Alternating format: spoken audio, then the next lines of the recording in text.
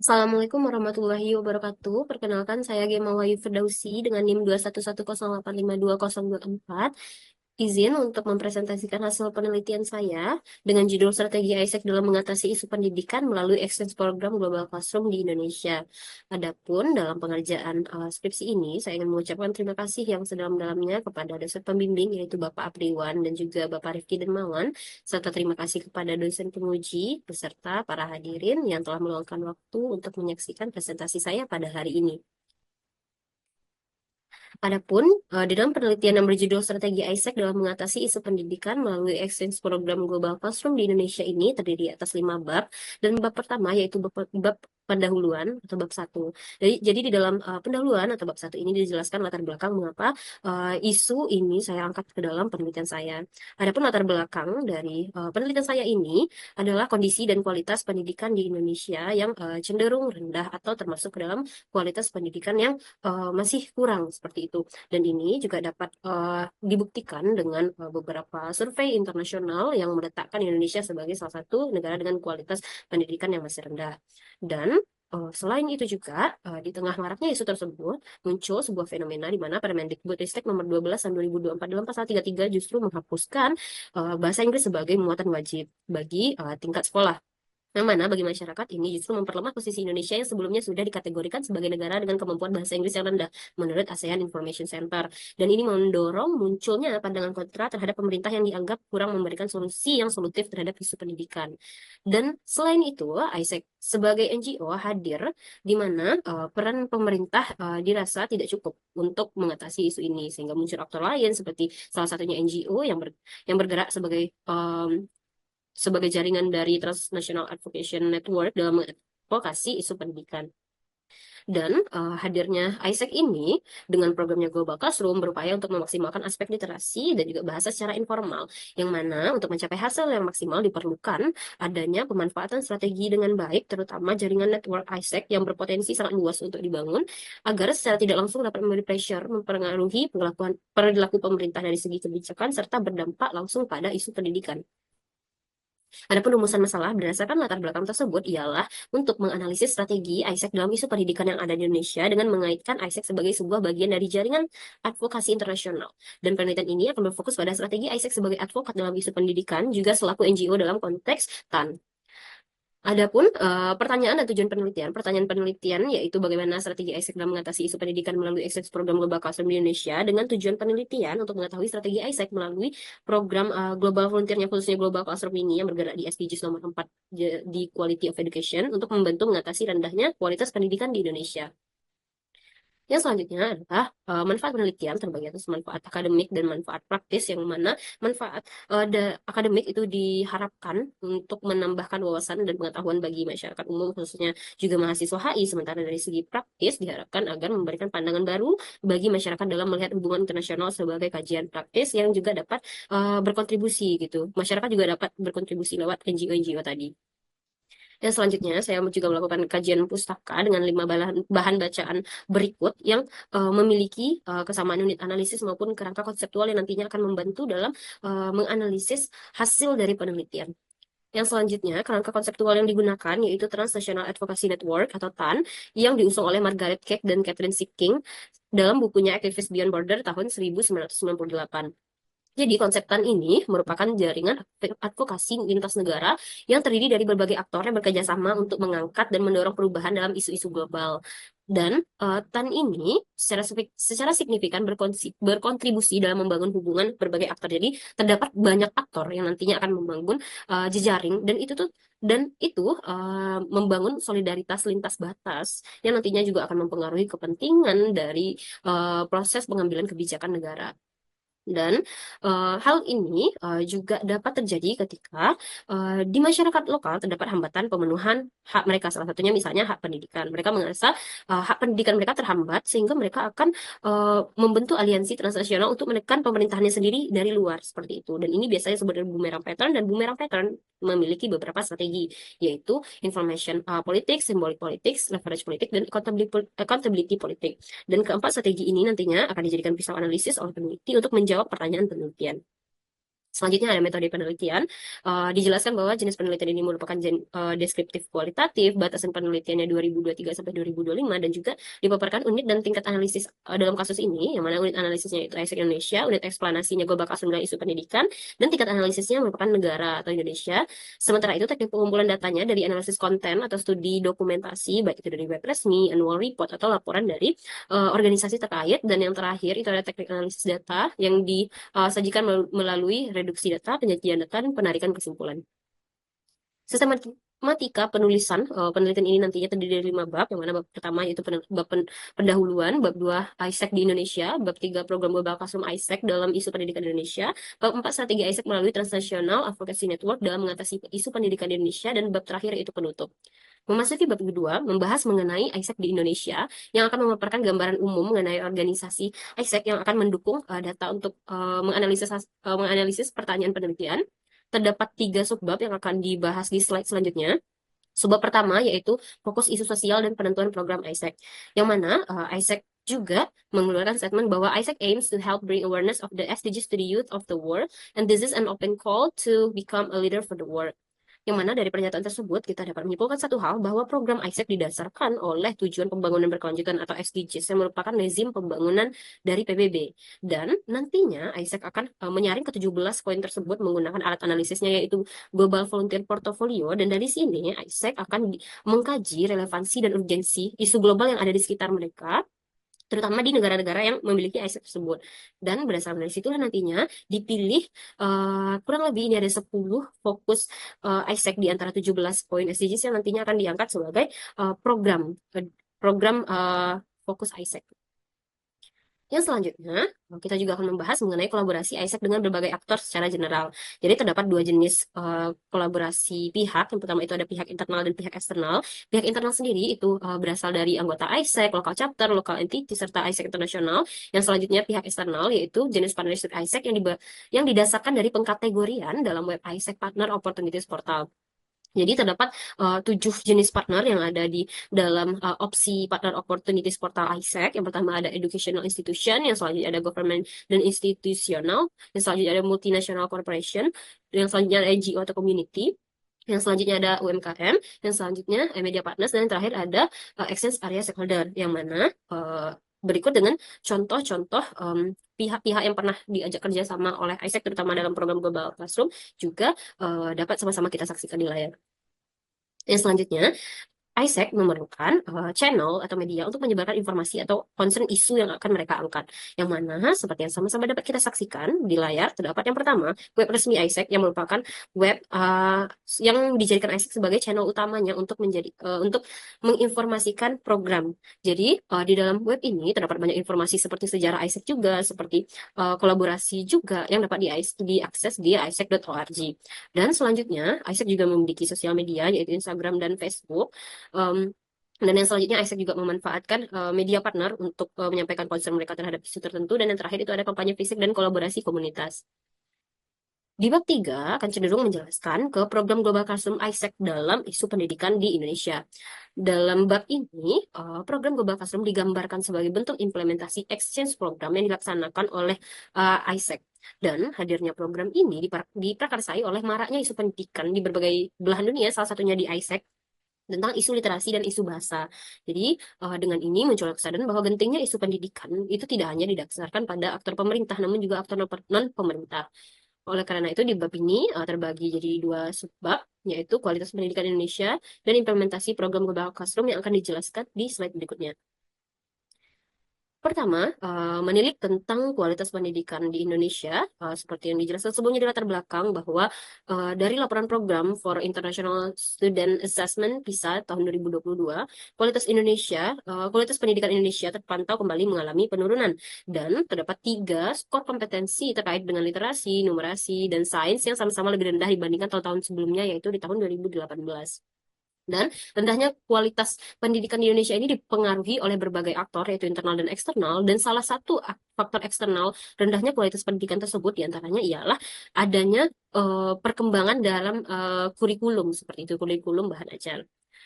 Adapun fenomena yang related atau yang relate dengan rendahnya kualitas pendidikan di Indonesia ini, salah satunya adalah penghapusan bahasa Inggris sebagai muatan wajib dalam kurikulum merdeka. Jadi sebelumnya ISEC sudah Indonesia dikategorikan sebagai negara dengan kemampuan bahasa Inggris yang rendah, dan kebijakan ini justru dianggap berlawanan atau justru tidak membantu ISEC tidak membantu Indonesia untuk keluar dari isu pendidikan sebelumnya, yaitu dengan kondisi ISEC dengan kondisi Indonesia yang masyarakatnya itu kurang lihai dalam menggunakan bahasa Inggris.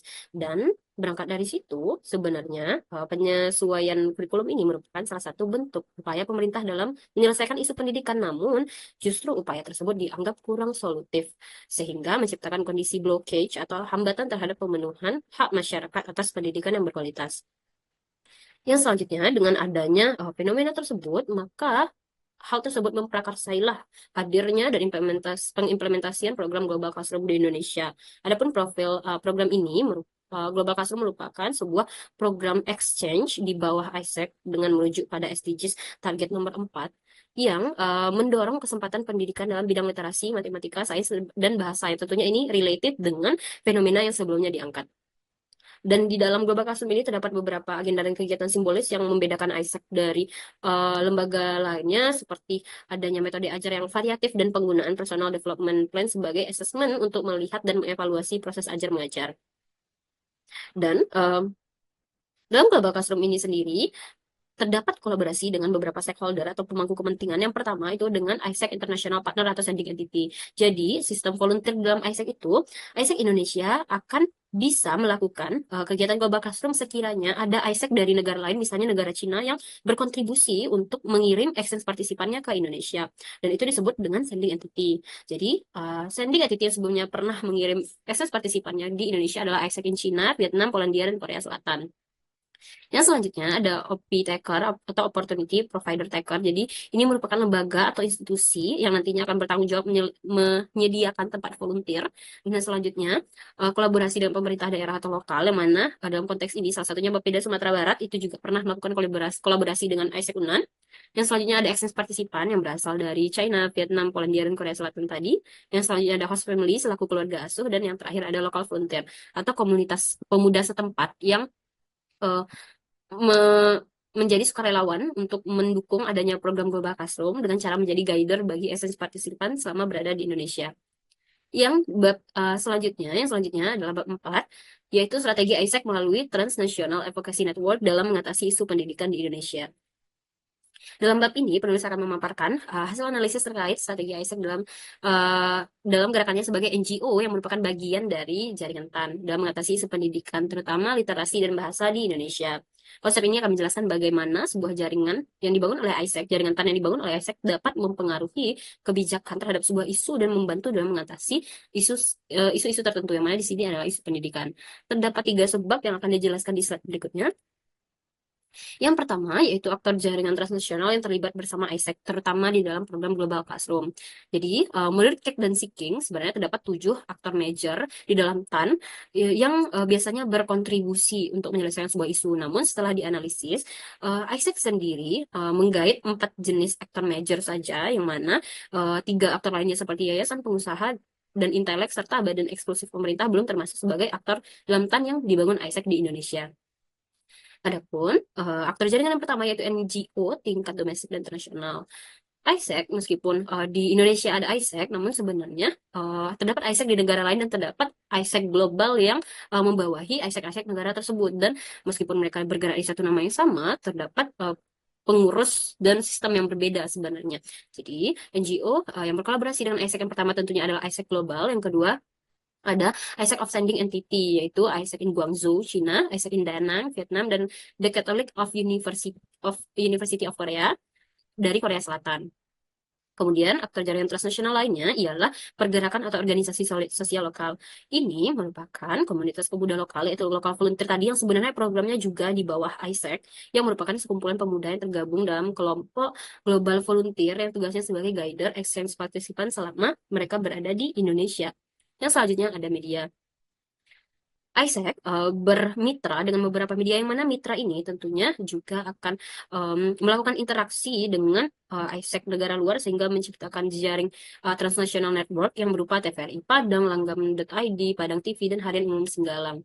Yang selanjutnya adalah bagian dari organisasi intergovernmental tingkat internasional. Seperti yang kita ketahui bahwa ISEC menjalankan programnya berdasarkan rezim pembangunan dari PBB, yaitu SDGs. Dan dengan itu juga dapat disimpulkan bahwa ISEC membawa nama organisasi intergovernmental tingkat internasional yang jauh lebih besar kedudukannya dari mereka.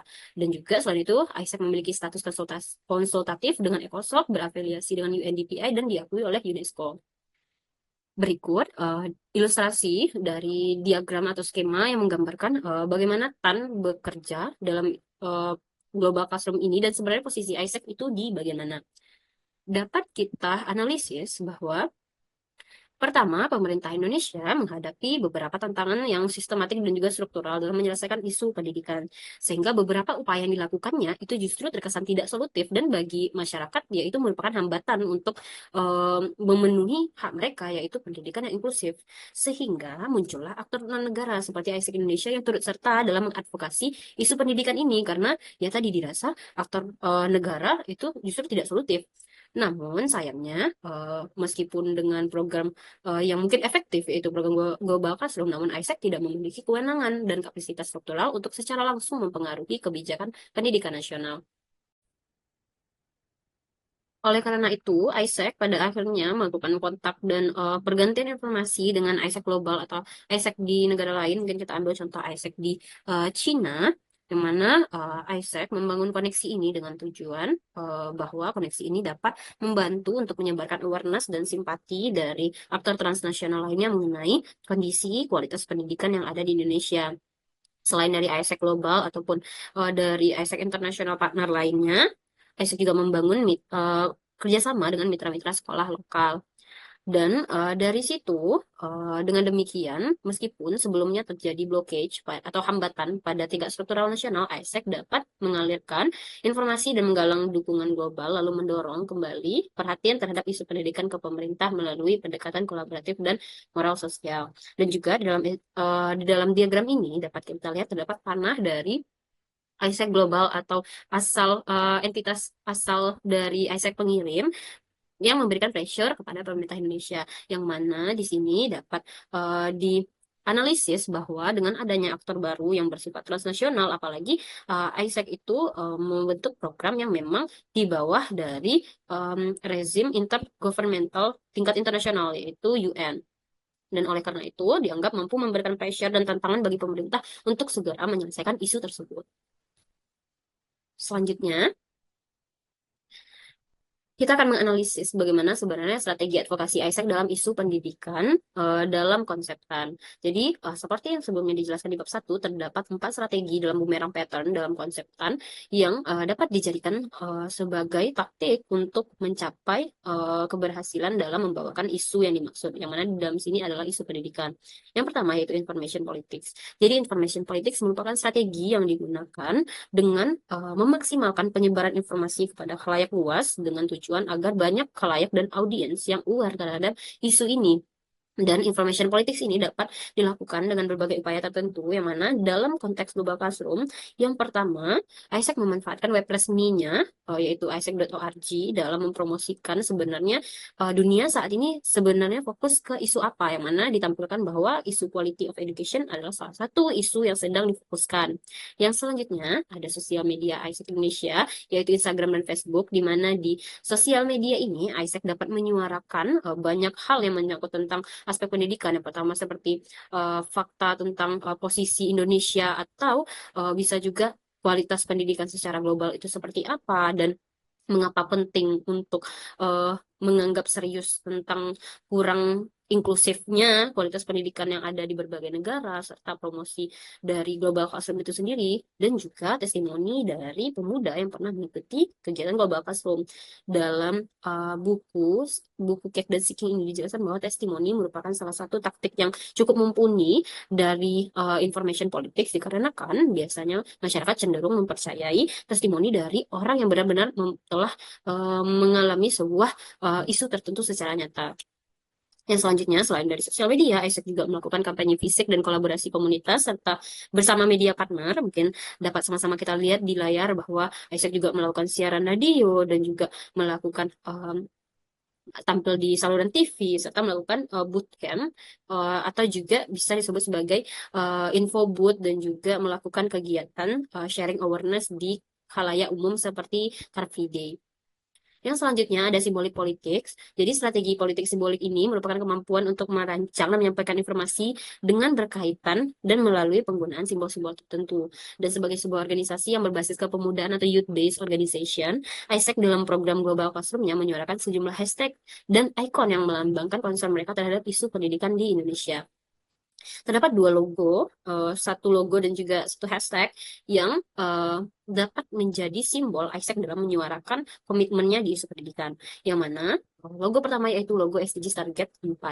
Logo ini memiliki makna simbolik di mana Isaac berkontribusi dalam komitmen global menuju akses pendidikan yang inklusif dan berkualitas. Yang selanjutnya adalah kampanye hashtag Volunteer Abroad, yang mana Volunteer Abroad ini dilambangkan dengan logo yang seperti sama-sama dapat kita lihat, yaitu balon terbang dan juga gabungan dengan Globe, yang mana logo ini memiliki seruan bagi pemuda untuk mengembangkan diri lewat program sosial Isaac yang melewati lintas batas negara. Dapat dilihat, kedua logo ini dikombinasikan dengan baik dalam konten-konten Isaac yang berisi tentang pentingnya isu pendidikan serta promosi global classroom. Yang selanjutnya ada leverage politik. Jadi strategi ini bertumpu pada upaya aktor untuk menjalin hubungan yang strategis dengan aktor yang lebih berpengaruh daripada dia sendiri. Dan di dalam konteks Isaac menggait kerjasama dengan berbagai pihak, baik itu dari entitas lain maupun dari institusi yang lebih tinggi, dengan tujuan agar ini dapat mendukung Isaac untuk menyuarakan isu tersebut dan mendapatkan simpati. Dan ini tentunya menjadi tantangan baru bagi pihak yang bertanggung jawab dalam isu pendidikan, dikarenakan hadirnya aktor baru dalam sebuah isu tentunya secara tidak langsung merupakan bentuk penyuaraan komplain gitu terhadap isu yang tengah berlangsung.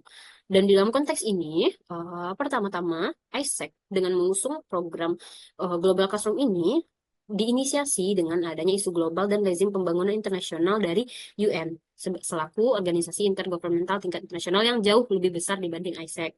Dan selain itu juga, Isaac juga dipayungi dan memiliki status konsultasif dengan ECOSOC berafiliasi dengan UNDPI dan diakui oleh UNESCO.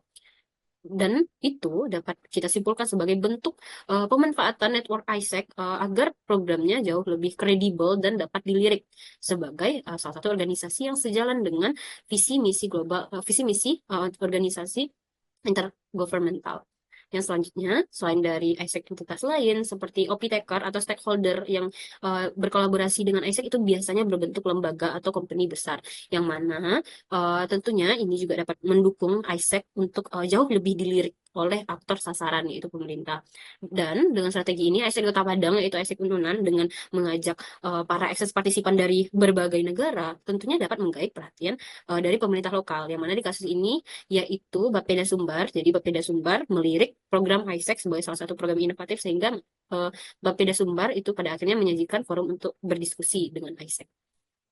Yang selanjutnya, accountability politics. Accountability politics ini merupakan strategi dalam jaringan advokasi transnasional yang bertujuan untuk menuntut aktor-aktor berpengaruh agar tetap konsisten dengan prinsip yang sebelumnya mereka janjikan. Jadi untuk strategi ini sebenarnya cukup frontal dan bentuknya merupakan konfrontasi kepada aktor yang terkait, yang mana di sini merupakan pemerintah.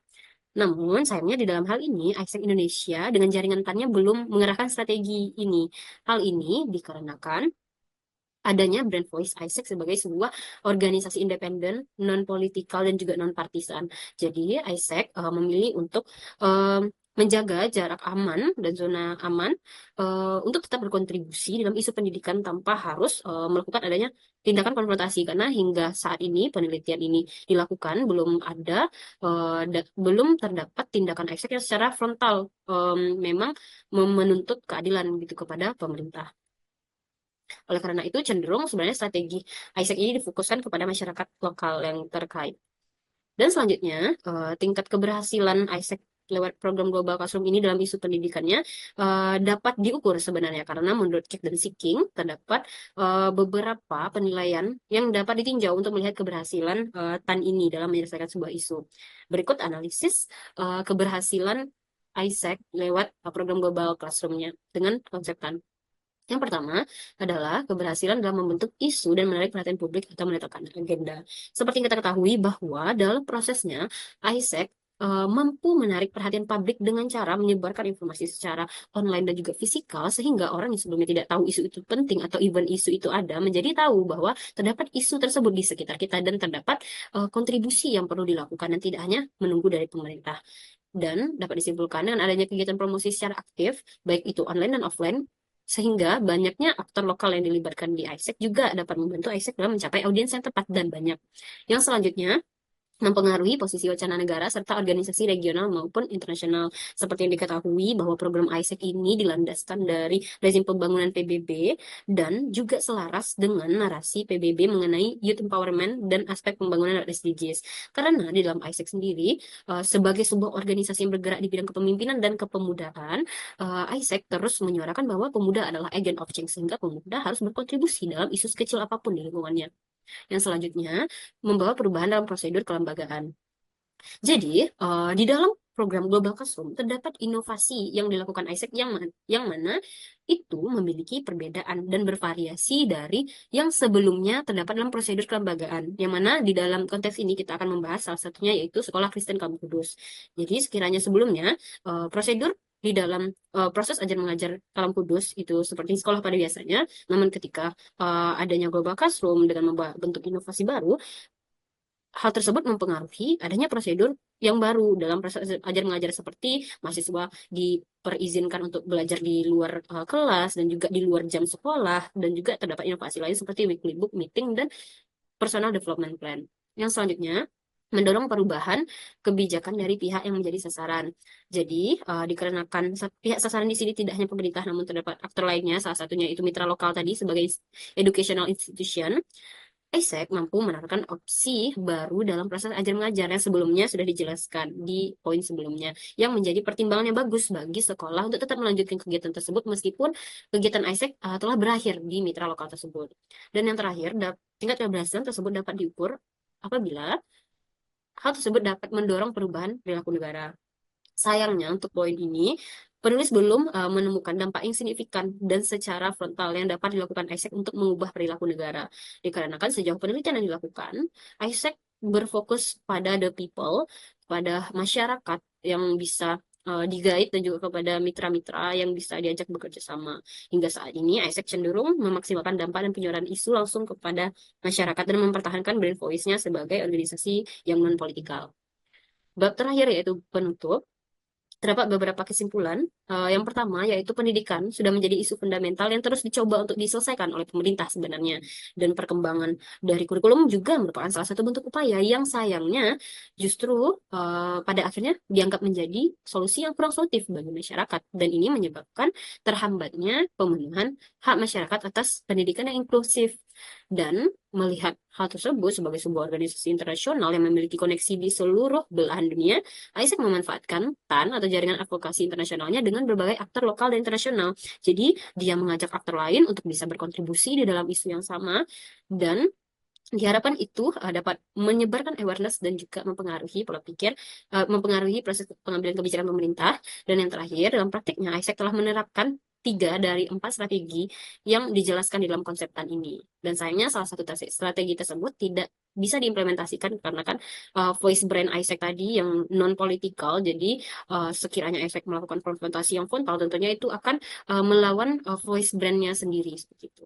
Dan saran terhadap penelitian ini serta terhadap analisis yaitu ISEC Indonesia, sejauh ini berdasarkan hasil penelitian, kontribusi yang diberikan ISEC Indonesia serta inovasinya itu sangat sangat menarik dan juga mungkin bisa diterapkan di beberapa institusi education lainnya.